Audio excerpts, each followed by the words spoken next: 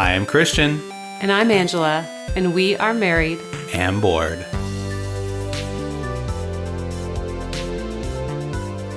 Hey! Hi, everybody. Welcome back to another episode of the Married and Bored podcast. We didn't even plan that. We didn't, but I pointed at you. Right. I used non-verbal cues. Yeah, as in to cue you that you should say something. Christian, We're what are you snacking on? What am I snacking on? So today is it's a rare condition. This day and age. I don't have any snacks tonight. I purposely went and got a piece of gum before I sat down to do this episode. So that you wouldn't snack. Yeah, because we literally just ate dinner. Yep. And I don't need to have a bunch of food and then just stuff my face full of Sour Patch Kids. I mean, I should. I want to. We've all done it. We've all been there. Me more than most. But I have Dr. Pepper. That's it. Okay. Which is no surprise to anybody. No surprise. What about you? I am also not snacking on anything. Sans snack. I am sans snack. However, I have brought in my heating blanket. Yeah, you are an old maid now. And I'm in a comfortable chair that I don't normally have when we're recording. A reclined position. So if I start drifting off or falling asleep while recording, you just have to give me a nudge. Well, when you fall asleep, I don't know if you know this, you kind of kick every once in a while, like before you are going into your sleep. Oh, okay. Your whole body kind of flinches. So if you just flinch and hit the desk or microphone, then you might wake yourself up. Okay, everyone will know. They'll hear it too. Well, thanks everybody for tuning in. You are in for a treat. We've got an awesome episode planned. We're talking about 3,000 Scoundrels, which is a fun game from Corey. I always mess this guy's name up. Knizia. That sounds like the best approximation. Yeah, he's made. He's responsible for some of my favorite board games. List them in our collection. We'll do that later. Let's do that before we talk about the game. Oh, it's going to be. We're going to have to delayed gratification. Yeah, I just wanted to just kind of sprinkle in a little pepper. Oh, okay. Into this recipe podcast recipe. Because if you ain't sneezing, you ain't got the seasoning. Is that a saying? I don't know. Wow. I just made. No, I didn't. Oh. I heard it somewhere, obviously. Well, but I have never heard it. Someone write to us and tell us what the actual phrase is, because that can't be right. Well, Angela, let's get down to the real nitty-gritty of this episode. Sure. What's been up with you? Man. What the heck? What the heck? No, actually, we had a really good trip to our local game store, which I think we've talked about in multiple episodes. And also, we highlighted it on our last show when we were talking about 2022. Yeah. So, we went there, and the plan was for Christian to get some glue. I needed glue because I broke 2 miniatures. They are 3D printed miniatures, which are so brittle. Yeah. By the way. And I come to find out that the glue I bought doesn't even work on resin. It's only plastic. So, anyways. Well, so we went to buy glue, and we did buy glue, but you probably know where this story's going. We also found 2 games to buy. Yeah, it's I'm just going to Target quick for some mouthwash. And then you come back with a vacuum cleaner, garbage bags, kitty litter, and ice cream. And no mouthwash. Yeah, you forgot that. Yeah. At least we didn't forget the glue. That's true. So we got the glue, even though it didn't work. And we also picked up wolves. The wolves. I've learned since then. Sorry. It's hidden. It doesn't. Because it just looks like it's wolves. Okay. Wolves. It's the wolves. Okay. It's the new release from Pandasaurus, right? Yeah. Mm-hmm. Same from Nacho Pile, if you remember our Christmas episode about Nacho Pile. Yeah. They did that too. So. Yeah. And then we also picked up On Tour, which has been around for a while. And I've seen it on Instagram, and I don't know, Christian, had you seen it before? Yeah, so it's made by the Board Game Tables company. The same people where you can buy the Jasper table, who have rebranded recently, and I think they're called All Play Games now. Okay. But anyways, I have seen it. And it's one of those that I always look at because it's band themed. Right. We love music. We were both, I was going to say in a band, but not really. Like, we've played in bands. Yes. And sang and had gigs and whatnot. Oh, yeah, we have had gigs. So it's always something where if it's musical, we're like, oh, let's check this out. So we finally picked it up. Yeah, so we finally picked it up. You want to give us like a quick 2-minute rundown of it? Or even less than 2 minutes. Yeah, no, it's a roll and write, which I don't think I realized that. Maybe I did just somewhere in my subconscious. Sure. But I knew it was about bands, and I just didn't know it was as much of a roll and write as it was. Yeah. So you roll the dice, and the dice represent like locations on the map of the United States, or you can flip it over and do, I think, Europe. And so we've only done the one side, the United States, which is when you're traveling city to city. If you do Europe, you're traveling country to country. And you try to put the numbers in the longest consecutive sequential order. Like sequential order you can travel without backtracking. Yep. Like without snaking back. Not even sequential order. No. It's just the next Just highest. ascending. There you go. That's the word. Ascending order. So, and then, the dice, at first we were like, ooh, this is going to be easy. And then all of a sudden, your map's getting full and the spots that you need to go are getting less. And you're like, no, that was a terrible roll. We played with our daughter. Which is one reason why we did the U.S. map. Yes. Because she at least knows where some of the states are, being in 4th grade. Sure. So we did that. And, I was just reminded of like how much I like roll and writes. It's just a different part of my brain. I think it's like, it's strategic, but it's relaxing for me. And it's like playing a game. It's like a way to unwind. It's like playing a game of solitaire or something like that. Or, if I were into crocheting, I feel like it would be like that. Just unwinding. Well, if you like roll and writes that much, I'm feeling another need for some glue. And we should go get Twilight Inscription. Oh, there we go. Yes, I know you're probably... Well, I think we looked for it there, didn't we? They had it. We just... Oh, okay. We weren't there to buy games. That's right. We were not there to buy games. But they had wolves, and so I had my eye on that for a while. I was like, yep, we're getting that. Because I think a week or two prior, we had been in specifically for wolves, and they were out. Mm-hmm. So when we saw it on this run, it was like, well, we gotta get it. We gotta get it. All right, what's up with you, Christian? What is up? I am trying to learn games we haven't played yet. You've been on a mission. There's a stack. I mean, it's not every game that we own that we haven't played that I'm trying to go through. There's just a set of, I think right now it's 3 that I have on my mind to learn how to play and then play it. Okay. So last weekend I started the insurmountable task of learning John Company 2nd edition from Royally Gig Games. And I joined you. You did for like a turn and a half. Well, not even like setup. No. Because it was so intense. So intense. So Whirly Gig is also the team who does PAX Premier, which we have an episode on way back. At the time, probably one of the hardest games we have. Yes, to learn. And even conceptually, I don't understand the strategy. We played it a couple weeks ago.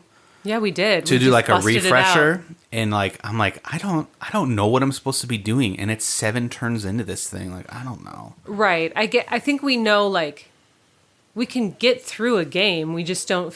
It doesn't like feel in the groove of like, oh, we know what we're trying to do strategically. It's like bringing it back to music. You're just reading the notes. Yeah. There's no feeling. There's no feeling behind dynamics. There you go. Yeah. Everyone understands. So anyways, John Company, I watched probably a way too long video. It was like a 3-hour long video on how to learn how to play this. Because they also went through some turns. Okay. And it's wild. I don't even... Has anybody played it out there? Yeah. Like, it's pretty heavy. It's pretty intense. I think once you get a group that knows how to play it, I think it can be really, really fun and really good because it's a history game. Like all of their games is based on a moment in time in history. This one is about the East Indian Trading Company. Right. So like 1600s, I think. And well, like pre-American Revolution. Everyone's got their paws in the cookie jar except for India. The people native to India. And so that's part of the game too, is they revolt and rise up and do all that stuff. But you're like running this company as a table, and everybody has roles in the company, and you try to negotiate with everyone else at the table to get more money for the army, or like, no, we don't need more money for the army. We need more money for shipping. Because you're the shipping coordinator. Right. And you realize, like, if we get more money for shipping, then this, and this can happen. And it also may help you get more points. And I don't know exactly because we haven't, like Christian said, we haven't played a full game or even maybe a full turn yet. That's very true. But I get the idea from watching this play through the parts that I watched. I didn't watch all 3 hours. But that it's like capitalism at its finest. Like you just... Or worst. Yeah, well, that's what I mean. Like you want allies when it's beneficial to you, and then you can switch those on a dime if something else is beneficial to you. Or part of the game is like you retire, so you can posture yourself to. If Angela is the maiden of shipping, she will retire at the end of the round or something, and so you can posture yourself to take her place. So then the next round, you can be in charge of shipping. Man. It's crazy. Yeah, if you've played it, let us know. So I'm excited, but also like overwhelmed in trying to learn how to play this. Because I was reading the book. The book is very rich. It's almost textbookish. Like the rule book. Yeah, the rules, yeah. And watching the video helped a ton for me. But I still feel like there's nuances in the book that I have to check out. Yes. So that's the first one, the Wolves, that we just mentioned. It's a very interesting game to me where you are leading a pack of wolves, and you have to migrate your wolves around the board and like dominate certain areas and maybe grow your pack and take over stray wolves. And it just seemed very... Aren't there different types of wolves too? Like... Yeah, but they don't do anything different other than like... Their home base is the forest. Oh, I see. And you get maybe like an extra bonus if you're in a forest space. So it's nothing like crazy different. Okay. It's just like a starting zone area. And that one, did you say you had 3 that you were going through? Yeah. So the other one was the ISS Vanguard. Oh, yes. The massive box in our closet that I forget we have. Yeah, I because do we too. got it and it was like the holidays. We're like, no one's going to play this with us on the holidays. We don't have time right now. Yeah. And so I remember organizing it, and it looks fun. It seems very like Mass Effect, if you've ever played that video game, which, Angela, I know you have, for sure. I have watched you play Commander Shepard, yes. for sure. I've watched you, because I think one time I was like, it was early in our marriage, and I was like, is this a movie? Yeah. That was the one game I played like right after we got married. And then I didn't play video games for a really long time. And now I'm in it to win it. But we are. So yeah, ISS Vanguard. I haven't read too much into that one as compared to the other 2. Okay. So like John Company, I'm 70% there. And then the Wolves, maybe 50, and then... I think with Wolves, at least I get the impression that we'll just sit down and learn that one and play it through. Oh yeah, we'll bust that one out easily. Yeah. But it was just one that I wanted to like... I was excited. Yeah, totally. Because who doesn't want to be a wolf? I'm just also going to piggyback on our, hey, if you've played this, let us know.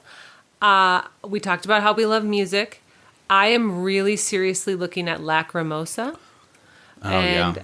Christian is more in the no camp on that one. I mean, he would give in if I really pushed it. It's surprising to me because it is a music game. Yeah. But it just looks so boring. So if you've actually played it, please give us your thoughts. More so like than if you loved it or didn't love it, but like, what do you do? And like, what are the mechanics? And what is the deal with this game? what's the deal with Lacrimosa? Yeah, I just want to know because I need to know if I need to give in to Christian and be like, okay, that's probably not a good idea for us, or if he should give in. Well, what's to the me. fun fact about that game from your history? Well, that I've Or past, I guess. Your history. My choir sang that song. Yeah. Yeah. So that's cool. Yeah. And again, it's super musical, classical music, which if you played piano, I don't know, 90% of people who played piano know how to play FLGS probably. Oh, yeah. So Yep. you're very familiar with like classical music, but it's just not striking me as something exciting. It just doesn't look exciting. Okay, we need someone to break the tide Yeah. here. All right, well, we will be right back to talk about Speaking of exciting, 3,000 Scoundrels. This episode is sponsored by Showit. Are you stuck in a boring website template? Maybe you don't even know where to start. Experience the true creative freedom with the drag and drop simplicity of a Showit website. Our website, marriedandbored.com, is a Showit website, and we love how simple it is to create. Get started for free at showit.co. You won't be disappointed. all right. Well, we are going to jump right in and talk about a very interesting and fun game. 3,000 Scoundrels. 3,000 Scoundrels. There aren't many in our collection of board games that have numbers in them. Numbers in the title. Yeah. Yeah, I was thinking about that. No, not really. Yeah, I don't think so. Fort has the number 4, 4 to... Oh, that is not how you spell that. Oh, no? No. Your thought process as I watched you unpack my terrible joke was perfect. Okay. That's the only one that came to mind. I know. Yep. No, I can't think of any that we have with numbers, but of course, as soon as we finish recording, I'll think of some. We'll go look and there'll be 7. Yeah. Yeah. So 3,000 Scoundrels, I mentioned earlier in the show, is designed by Corey Kineska. That's how you say it. I think I said Kinesia. Sorry, Corey, if you're listening. And it's Unexpected Games. Which we haven't talked about since our episode on the initiative. Yeah, so they did the initiative, which was our most scandalous episode. Oh, you guys, I'm never going to live it down. If you listen to the initiative, we did a part of the show that was like a spoiler part. Yeah, because it's one where you progress through a story and Yes. things change. And I was still, I was fresh off the loss. And so it was cutting deep and the wound was still exposed. And I might have let a swear word slip. Yeah. So they are responsible for that game. Looking back on that game, it was great. It was a great experience. Absolutely. It's It got one- me riled up. It's one that we're looking forward to playing with newer board gamers. Because Yeah. it's basically like Wheel of Fortune meets Clue. Yes, there you go. That's a cool Look little... at you with yeah. that mashup right there. You know what it is? It's the gum that I'm chewing on. It's just I think it making is. me... I think he's better without snacks. and probably alcohol. So another game that Unexpected Games has done, if you are familiar, is Voices in My Head. It's a very interesting game. I had the chance to play that one at Gen Con, along with That's right. 3,000 Scoundrels, which I will tell my 3,000 Scoundrels story as we get into the description of the Ooh. game. So Angela, do you want to kick us off into explaining a little bit about what you are doing in this game?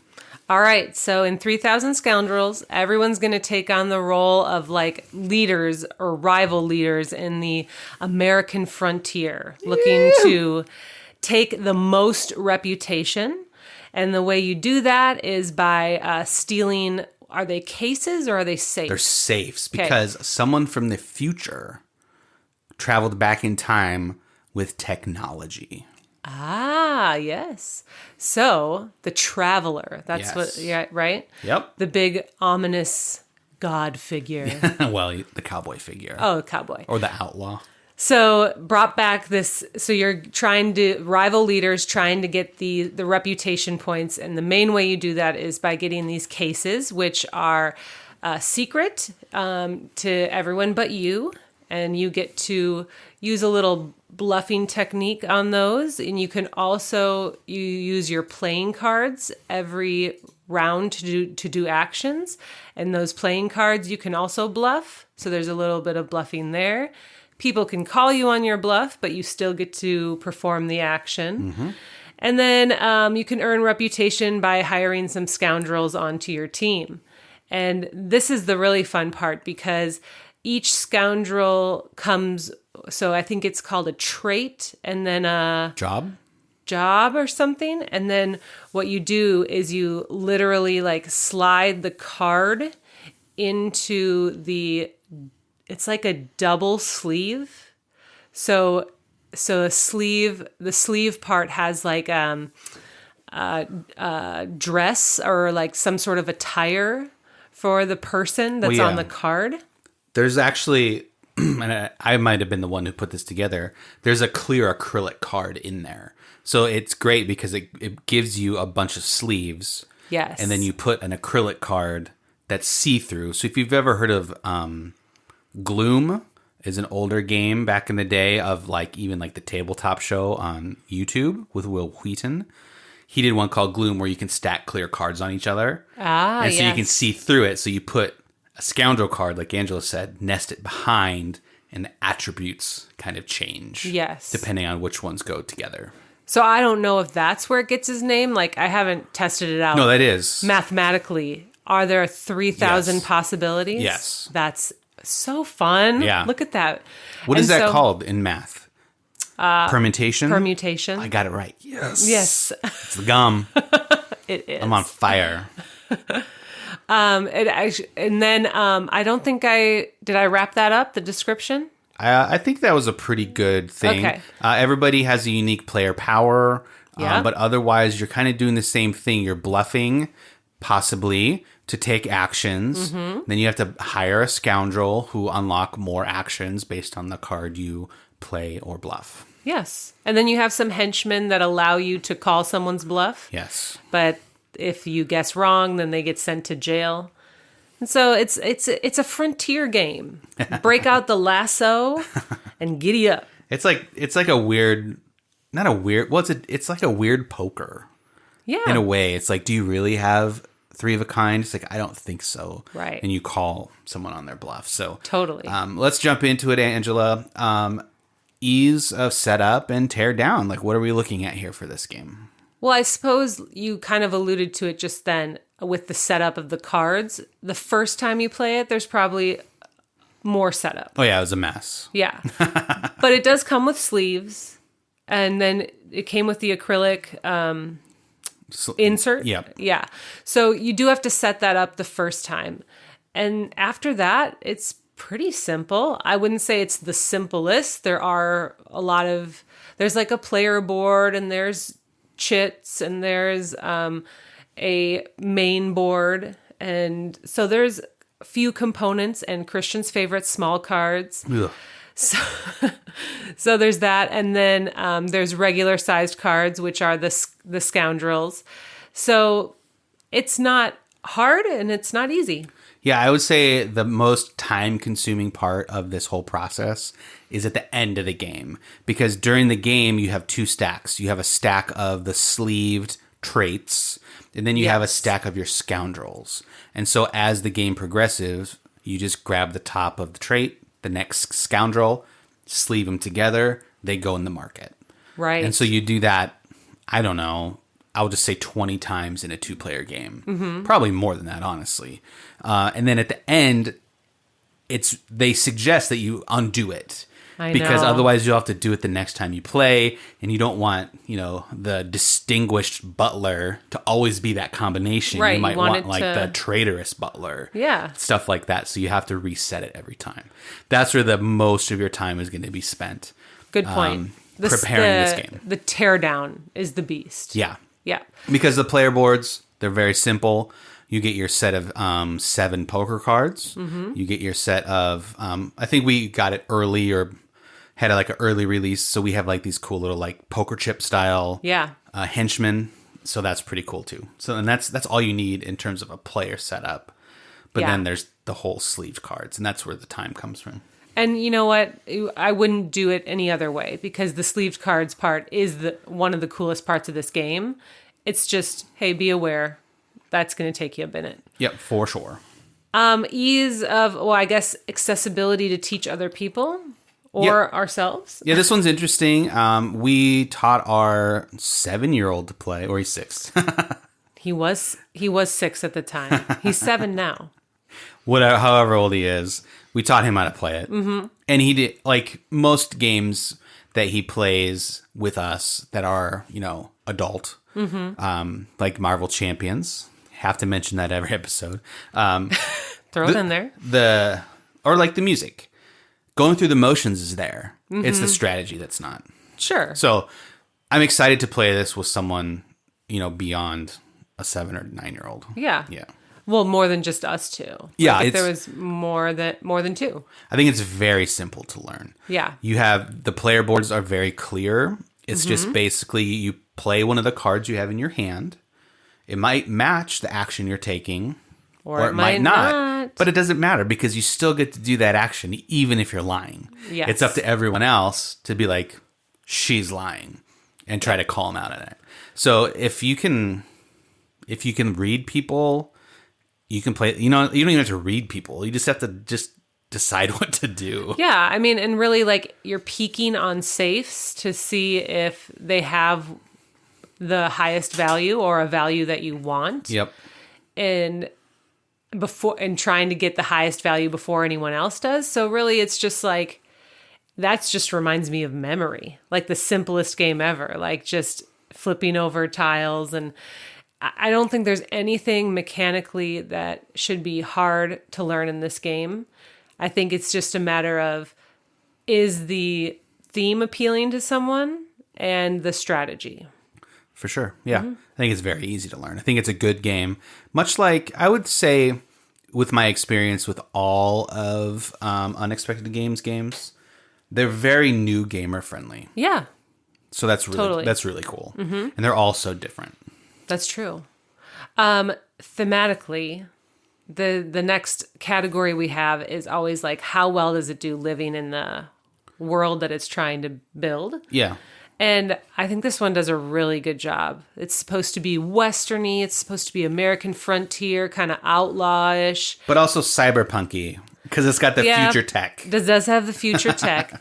So, yeah, I think Christian and I already mentioned the poker cards. That just like adds to the saloon feel of it. Yeah. The bluffing just feels very like dirty. Like Maverick. Yeah. Mel Gibson and Maverick. And it's kind of, it's not like you're directly attacking each other, but it does feel kind of like Take That sometimes. And so it just feels like you're in the frontier doing frontier things. Yeah, it's really frustrating when you call someone on their bluff and they're telling the truth. Yeah. Because the penalty is pretty big. It's like a swing of 2 points. Yeah. Like you lose one, but they gain one. Yep. And so like in a game where you're going to only score maybe like 22 points, that's pretty big. Yeah. And so like, I don't know. It's like, it's really hard to know. It is. And you have to like just push your luck and they're like, okay. Yep. You have to try everything. Like you have to read the person's nonverbal cues. And like the other night when we were playing it, I called Christian's bluff on one of them, and he's like, "How did you know that?" And I said, "Well, you were thinking too long about which slot it was supposed to fill, so that makes me think like you didn't know what number you wanted." I had one card left, so it was like the last turn of the round, and if I had a 4, well, I would have played it in the 4 spot, right? Potentially, right. But I didn't have a 4. All my open spots were like what I didn't have in my hand. Yes. So I was like, okay, so what do I want to bluff here? Yeah. So I was thinking a little too much. So yeah, he just thought too hard, but that's like, I think that's something that not many people would have noticed, especially the first time they play with you. So you kind of have to read the people around the table. And I think it does, like the artwork is fun to see the steampunk elements and the traits, I think it is, that go on the Scoundrels. So that's fun. Yeah, because there's ones that are like cybernetic, android, robotic, and you put that with like a banker, and it's just like, if you have that person on your team, you get extra money every turn. And like, Yep. That's cool, hiring the Scoundrels, because if you're like an outlaw, you want to build your gang. Yes. And so you can hire these people to do dirty deeds. That a boy. You're a good boy. Little Red Dead Redemption. Yeah, you're a good boy. So, yes, I think it does very well living in the world it's trying to build. Yeah, it's fun. I like Westerns deep down. My grandpa loved them. I don't think I've ever watched a Western with you. No, I don't watch them a lot, but like if I have the opportunity to like sit and watch one, there are some where I'm like, oh yeah. Like Oh, interesting. the Wyatt Earp with Kevin Costner, which is not probably one of the better ones. It's not like there's two Wyatt Earp movies, Tombstone or Wyatt Earp. Oh, okay. I for whatever reason like Wyatt Earp better. Okay. Yeah. Well, I learned something new about you. 310 to Yuma, Open Range, those are great. Yeah, okay, I did know that. Yeah. I did know 310 to Yuma. Yeah. I thought it was just because you had a crush on Christian Bale. Oh, what was he in that? I've seen it a lot, obviously. I'm pretty sure now you're making me second No, guess he it. is in it. Batman's in it. Okay, so and then is it fun, Christian? Is Yeah. this game fun? I think it's fun. I think with two players, after you play, because we know each other so well, he rolls his eyes. it can be like the more we play it, the more we're like, yeah, you're lying. Like you Right. just said. Right. Like the example you just gave. But like usually when I'm playing games with people, like I'm really good at bluffing. Yeah. Because I am very even keeled, and so I Yeah. can keep a straight face through anything. Yeah. There's no high highs or low lows. No, and so everyone's like, I don't know what you're. Yeah. What is it? I'm like, yeah, I don't know. Yeah. Yeah, I think that an experience with people that we aren't as familiar with, at least in bluffing situations, would be fun. Kind of reminds me of that element from the Godfather, Carleone's Empire. Okay. Where you're like the briefcase part where you're like betting or showing your money yeah. or something. So it just had like vague elements of that to me. And I like I like how it's, I know that I struggle to say like, I like how we can like have a show on in the background. I know that sounds silly, but it's a whole atmosphere for me. So It's sometimes the perfect second screen board game. yeah, because sometimes you want to like lose yourself in a board game. Yeah. And sometimes you just want to unwind Yep. and kick Suns back. are on in the background. Yeah. That's our basketball team here in Phoenix. For those of you that are not, NBA. yeah. So it's nice to just be able to like, okay, let's throw on the TV something that we're not like super glued to, and let's play this game and unwind a little bit and have fun bluffing and kind of tit for tat at each other. Yeah. And yeah, it's fun and strategic without being stressful. Yeah, I think that when we just played it a couple nights ago, the game was distracting me because one of my favorite puzzles about this game is the cards. So you have 7 cards, and each turn you play 4 of them. Mm-hmm. So there's always going to be one that comes into your hand from the hand you just played. Does that make sense? Right, because then the 4 you just used are discarded. So you take the 3 left over, that's your hand, shuffle the 4 you just used, pick 1. And so it's like, Yep.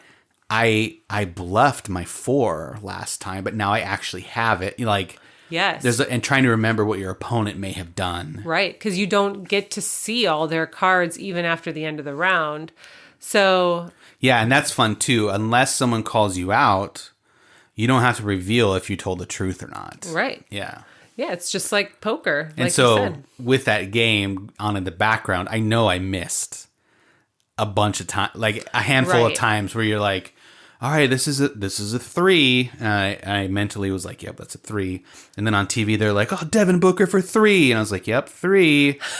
And then the next round, you're like, this is a 3. And I was like, oh yeah, that's totally a 3. Even though you did it last round. So it's like, I mean, the chances are low, but it could have happened. Yes. I think that the like card counting strategy that you're talking about, like mentally keeping track of people's cards, is just another layer to this game that someone can play the game without, for sure, but it adds more strategy. Yeah, and that's not something that I would definitely do if there's more people playing. It'd be very difficult. But if someone was like, this is a 5, and then next round they're like, oh, this is a 5, it's like, you have to call them on that, because it's like, even if you're wrong, he did it last round. Right. Yeah, I think this is a really fun one for 2 or a group. I think that it will be the perfect mix of strategy, but so it's not quite as short and light as a filler game. Sure. But it's not a deep game that will take up all your brain power and all your night. No, we could probably teach this and play it within an hour with 4 people. Yeah. So that leads me to, was it worth it? Yeah, I think it was definitely worth it. I think it's worth it for us because I see this one as like one that we will play more with the kids as they get a little bit older. Because of what we've said, it's very easy to get going. It's not a super strategic game. It can be. Yeah. But you don't have to worry. It's not John Company. No, it's not John Company. We're not looking at 3-hour tutorials of how to play 3,000 Scoundrels. Nope. I think also just the title, 3,000 different possibilities. I mean, that does something to your math brain, right? Well, it's like you're going to, well, I shouldn't say never. Someone out there is going to do it. But I feel like you're never going to run out of options. It's different every time. It's different every time. And I think that adds to if a game is worth it for us or not. Yeah. I like this one the more I play it. Okay. I didn't dislike it the first time at all. But you just weren't sure. But I just was like, oh, that was okay. And then we played it another time and I was like, okay. And then this past time I was like, yeah, I like this. This is fun. Okay. Yeah, I'm looking forward to this maybe on our board game weekend that we have coming up. Ooh, nice. Because it's just, like you said, it's something, like this is, to me, is like a good first game of the weekend game. Yeah. Because it's not like we're going to jump in and be like, all right, guys, we're playing Oath. And then 2.5 hours later, we're still playing. Like, yeah. It's like, let's just get our feet wet with 3,000 Scoundrels and then we'll get the ball rolling. Yeah. So I'm really looking forward to that. Can I tell my Gen Con story for this? I was waiting with bated breath. So they had a booth, Unexpected Games, at Gen Con.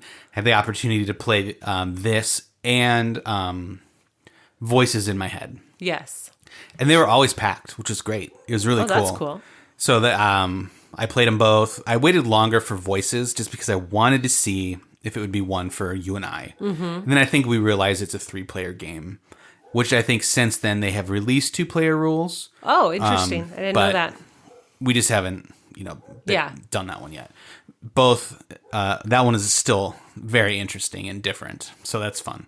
But 3,000 Scoundrels, the guy, unfortunately, teaching the game, I am 98% sure he was teaching it wrong, at least in the session we were in.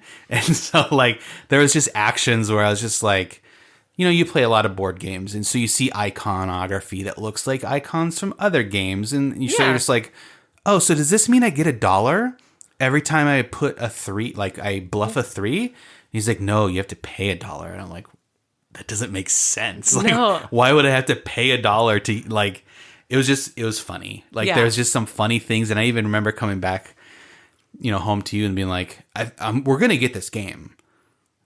But that guy did not. No, I know. And then did you pre-order it there and then ended up canceling that because we saw it at our local game store? No, first? So they didn't even have it for sale at all. Okay. Yeah, so it was just one of those things where I got to test it and I was excited to. Okay. They didn't have any pre-sales. I did see the designer. He was walking around as I was fun. As I was waiting to play. So that was kind of cool. I think he was talking to press. He might have been a better one to explain it. Possibly. Yeah. So that's my quick Gen Con story. And if you're familiar with Corey, he's done Outer Rim, he was responsible for, yeah. and Star Wars Rebellion, two of my favorites. And then he did Battlestar Galactica / Unfathomable. He's like the grandfather of Unfathomable because he did because he did Battlestar. Sure, and it's very much the same. Yeah, so he used to work for FFG and did a bunch there. So that's kind of where he got his start. Anything else that we want to say about 3,000 Scoundrels before we kind of head into the end of the show? I think we hit all the points I wanted to hit. Okay. All 3,000 of them. All 3,000. Well, all right, partners. Well. I hope all 3,000 of you out there see what I did. I do see what you did. Learn a little bit more about the game, or maybe a little bit more interested in it. If you have any questions, you can definitely email us or instant message AOL. Just AOL aim us, guys. You can just message us on Instagram. Yes. But you know what I wish, Ange? What? I wish, after just kind of talking about my Gen Con story again, at least in this area, at least for us, I know some people out there have libraries that do this. There's not a lot of opportunities or areas to like try games or borrow games Before you buy? Yeah. I mean, for us, there used to be a game store. Now, this was 4 years ago. Yeah, it was way long ago. That would rent games. Yep. And we rented Stuffed Fables from them. Yes. And we rented My Little Scythe. Yep. And I loved the idea that you could rent games from there. Hands down, loved it. I wouldn't say it was like the best experience with Stuffed Fables because there were cards and baggies that were, wear and tear. So I get why stores or people don't do it because you're just going to get wear and tear on games. But I do wish there was a way, besides borrowing from a friend, to have more opportunity to play before you buy. Yeah, I agree because we had 3,000 Scoundrels. I had a bad experience playing that one beforehand. Right, on your play test. But I was in. It was the cowboy thing. It was the fun that we had from the initiative. It looked so different that I was like, yeah, totally doing this. But I'm sure that's may not be the norm. Right. If you have a bad experience, you're probably not going to buy the game. Yeah. And so I don't know. If you have a library in your area that rents games, that's awesome. I'm jealous for sure. Or do you have a separate store or even a online service that you rent games through? Yeah. So do you remember years ago when we first got into the board game thing, there was one of those in Phoenix. I rented 2 games for a month. I borrowed, what did I borrow? What's that spaceship one? Zia. Oh, yes. Before we had anybody to play it with, but I was just like, I'm renting this. Yeah. So I could get 2 for $15 for 30 days. Yeah. And then Burgle Bros. Remember That's Burgle right. Bros? Where Burgle you go up the Bros. different levels? Yes. And then it disappeared. The company disappeared. It's interesting because this woman just came to our house and was like, "Hey, Christian." I was like, "Hey." I was like, "Oh, here's your games." I was like, "Oh, cool." It just seemed very... Yeah, and they're like, "Just see you in a month. You set it outside and we'll be by to pick it up." And I was like, wow. Oh. Maybe I sent it back. I don't remember, but it was just very casual. Yeah. So that was do I need to sign anything or? Well, maybe they needed to have people sign because they disappeared shortly after. Yeah. So maybe you out there can tell us if there is something available to you like this and how you use it or if you use it. And if you are in the United States or Phoenix or Arizona in general, do you know of any place that you can rent board games either nationally or Well, I guess too, you could go state? to a cafe. There's that option. We can go to a cafe, but for us being parents, it involves either bringing them or babysitters. Yes. And there's not really one close. It's not close to us, no. No. So, yeah, I guess the trade-off is you spend the money and you drive to this Yeah. place, or you spend the time researching if you think So the game is right. You can spend, let's just say $55 to have a night out at the board game cafe Yep. and try a game, or just spend $55 and buy the game. I know. It's so hard. And then, resell it, I guess, if you don't. Yeah. Let me ask you a question that I just thought of then. Yeah. Are there any is there a game in our collection where you wish you would have tried it first? Because now it's not your favorite. Like, you know what I mean? Mm-hmm.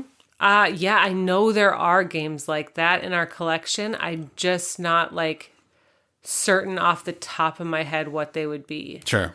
Because there's so many games we have that I like, but I just don't.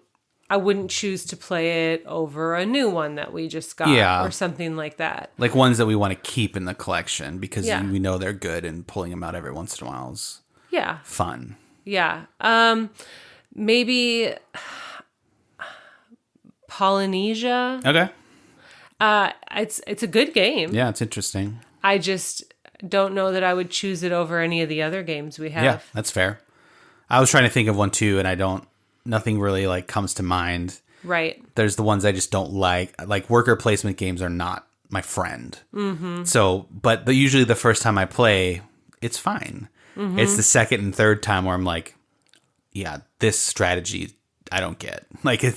Those games just don't compute. Okay, so I think now that you're talking about it more, I'm thinking Viticulture is a phenomenal game, but I don't think it's for us. Okay.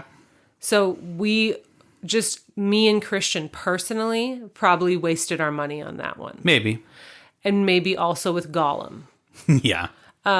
Because I'm really interested in that game, but it is a slog to set up and tear down, and it's layers upon layers of stuff. And Christian is not as interested in it. Like we said, he wouldn't just choose to play that game. No. So it's probably not the best game for us. Yep. But the history of it just intrigued me. Well, and that's fine. I mean, if there's a Star Wars game out there, I'm gonna buy. You know what I mean? Right, I know. It's the history. You read a book about it at the time. Yep.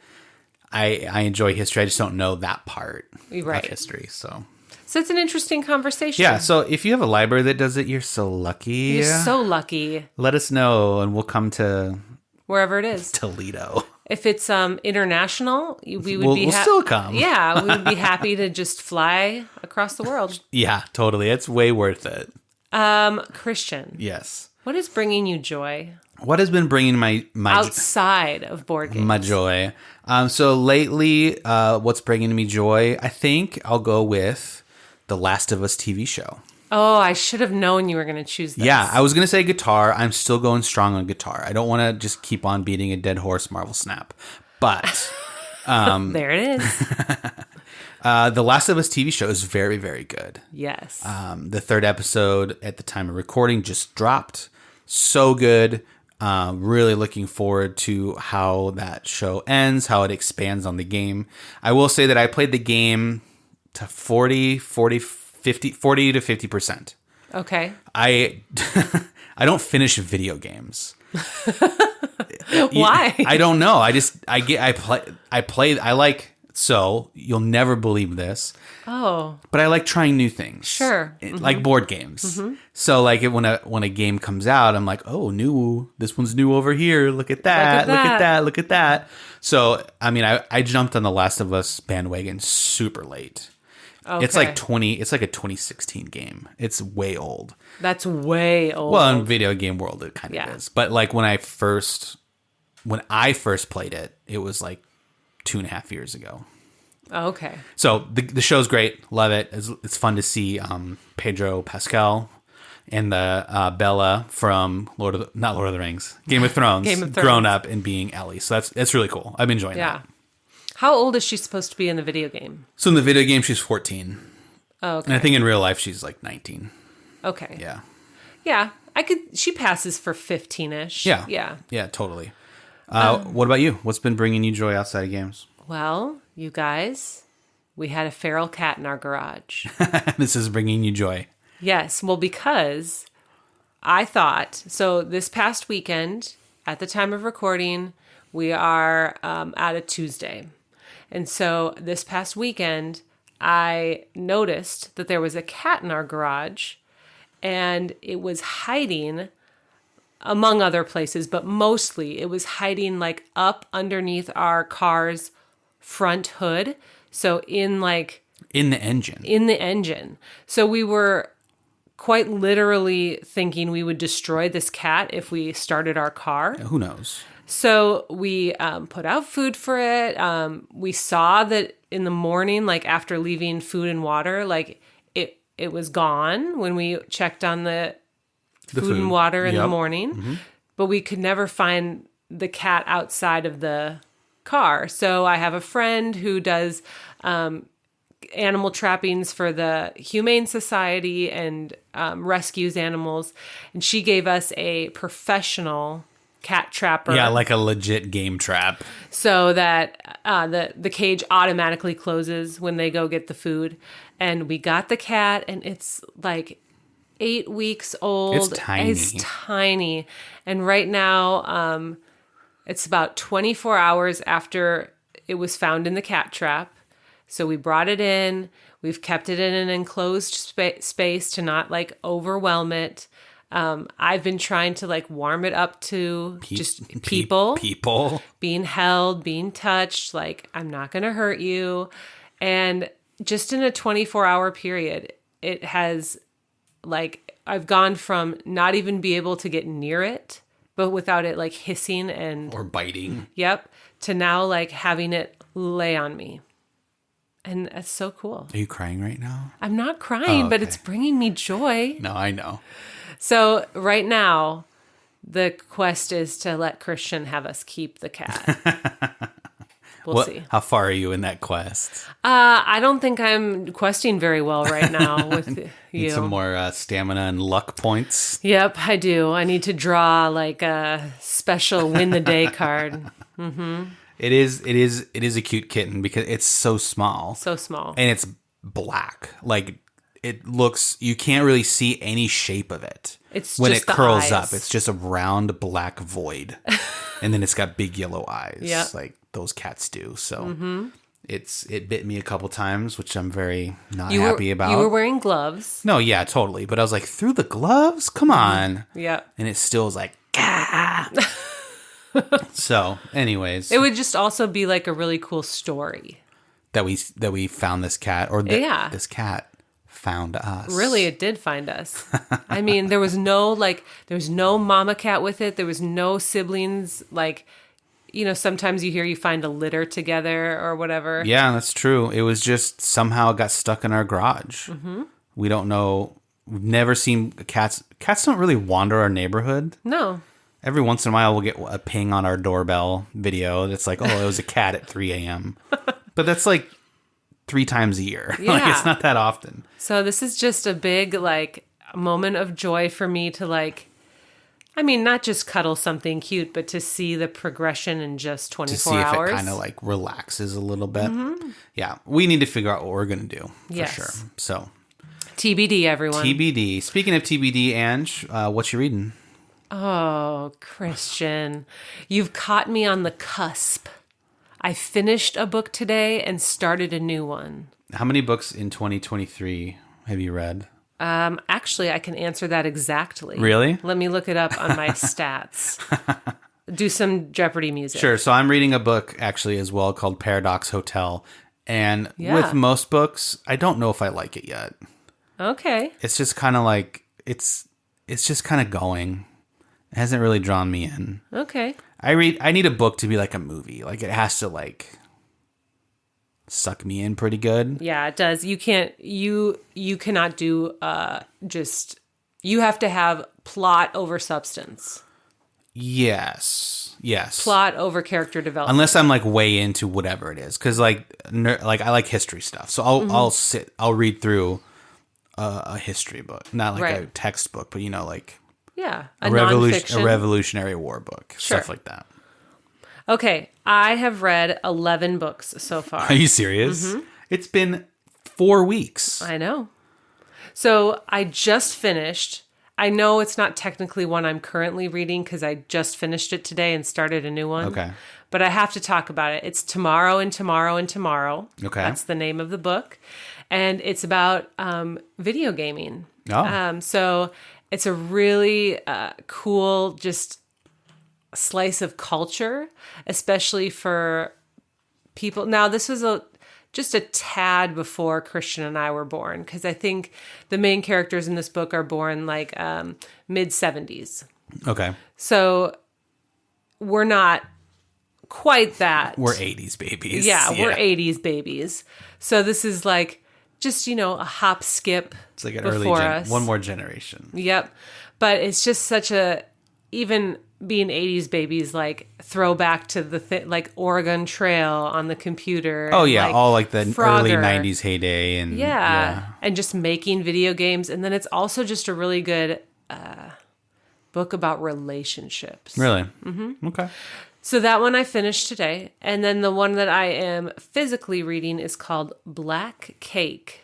And it is very good as well. All right. You read so much. Mm-hmm. What's one thing you learned about video games from that book that you didn't know?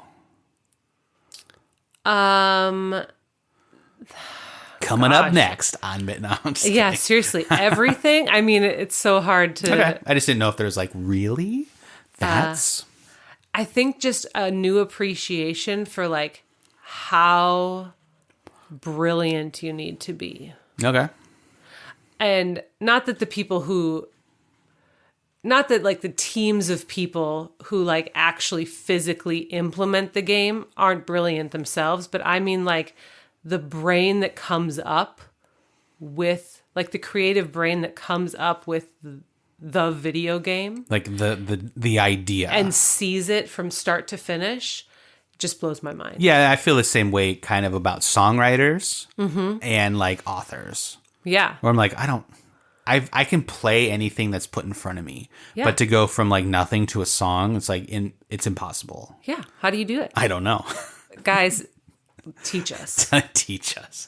All right, guys. Well, thanks very much for tuning in and listening to our 3000 Scoundrels breakdown. We had a lot of fun playing this game. Yes, we did. We bluffed our way to victory. Mostly Angela, not very much me. You're just so truthful. I am very truthful. I don't like lying. Not true. Anyways, Angela, why don't you just let everyone know how they can get in contact with us? All right, guys. It's a new year, and it's time to get a new contact input. Flow? Maybe? Flow for us. What are you talking? I don't know. I mean, like, people need to contact us again. Okay. If you step contacted, up or step out, Yeah. people. If you contacted us in 2022, thank you, but also contact us in 2023. Yep. So here's how you can do that. We are on Instagram at Married and Bored.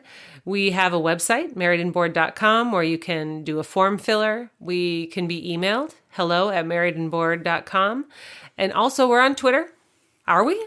Yeah, we're there Okay. at Married Board. At Married Bored. Yeah. So we would love to hear from you. We just had someone... not to be confused with New Zealand Zach, who we have mentioned before. Yep. We just had another Zach message us, and it's fun to read. He recommended a game for me. Oh, because of your crossword because obsession. of my crossword obsession. Yep. So thank you, Zach. I've already checked out. It's called Not Words. Not Words. Yep. I've already checked it out. I'm on board. Okay. So thank you, Zach. Guys, we love when you reach out to us. And he also had a suggestion about 52 board game challenge in BGG. Oh yeah, we haven't looked that up, Zach, but it is on the list to do. So we will report back once we kind of take a look at that. Yes. And we probably need to update our challenge that we started with like the breakdown of all like the different categories. The 100? Of games. Yeah, because there are some games we've played and we just haven't like found a category where they fit into. So Yes. we will do that as well, I think. All right, guys. Until next time. See ya. Thanks for listening to this episode of the Married and Bored podcast. And guess what? We have a website where you can listen to podcast episodes and so much more. Find us at marriedandbored.com, or you can email us at hello@marriedandbored.com, or follow us on Instagram at marriedandbored. Music in this episode is by Joseph McDade. See you next time.